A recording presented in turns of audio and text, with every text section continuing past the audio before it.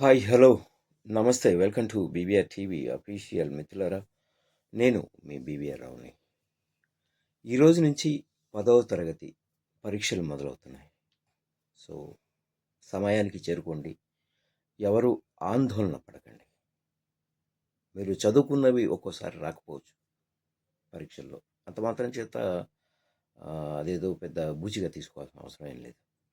ఎందుకంటే సో ఒక్క ఫెయిల్యూరు మీకు ఎదురైనంత మాత్రాన అదే జీవితం కాదు. సో మళ్ళీ ఇంకొక అవకాశం ఉంటుంది, రాసుకోవచ్చు. అంతే తప్ప నేను రాయలేనేమో, నేను చదివినవి వస్తాయా రావా, ఎలాగా, పేపర్ ఎలా ఉంటుంది అన్న ఆలోచన వదిలేసేయండి, వెళ్ళండి. మీరు కనీసం ఒక 10 చదువుకుంటే అందులో ఒకటి వస్తుంది, 10 రాకుండా పోవుగా. సో హ్యాపీగా ముందు ఆందోళన వదిలిపెట్టండి, ప్రశాంతంగా టయానికి వెళ్ళండి. ఎందుకంటే 5 నిమిషాల సమయాన్ని మాత్రమే అధికారులు అలౌ చేస్తున్నారు.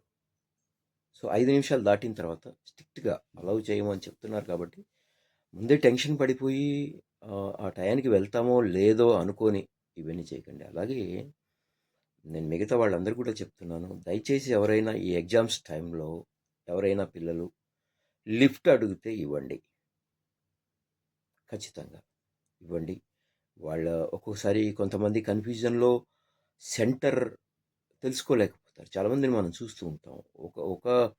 ఒకటే పేరున్న కాలేజీలో స్కూల్లో ఉంటాయి, అక్కడికి వెళ్ళటం అలా జరుగుతుంది.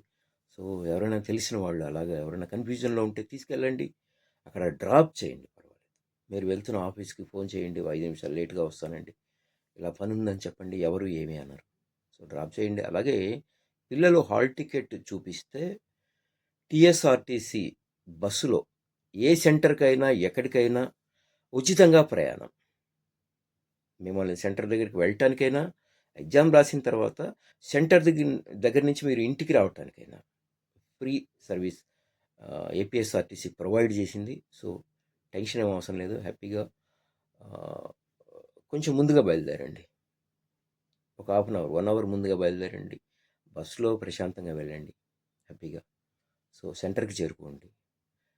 మీరు క్వశ్చన్ పేపర్ తీసుకున్న తర్వాత 5 నిమిషాలు చదవండి, 5 నిమిషాలు చదవండి క్వశ్చన్ పేపర్.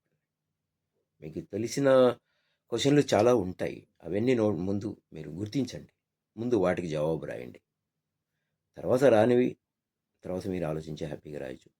సో నిజంగా ఒకవేళ మీరు అనుకున్న క్వశ్చన్స్ రాకపోయినా, మీరు చదివినవి రాకపోయినా, మీరు ఫెయిల్ అయినా సరే డోంట్ వరీ, మళ్ళీ రాసుకోవచ్చు. So all the best. ఈరోజు 10వ తరగతి ఎగ్జామ్స్ రాయబోతున్న వాళ్ళందరికీ, పిల్లలందరికీ మనసారా ఆల్ ద బెస్ట్ చెప్తున్నాను. చక్కగా రాయండి, టెన్షన్ లేకుండా రాయండి. Thank you.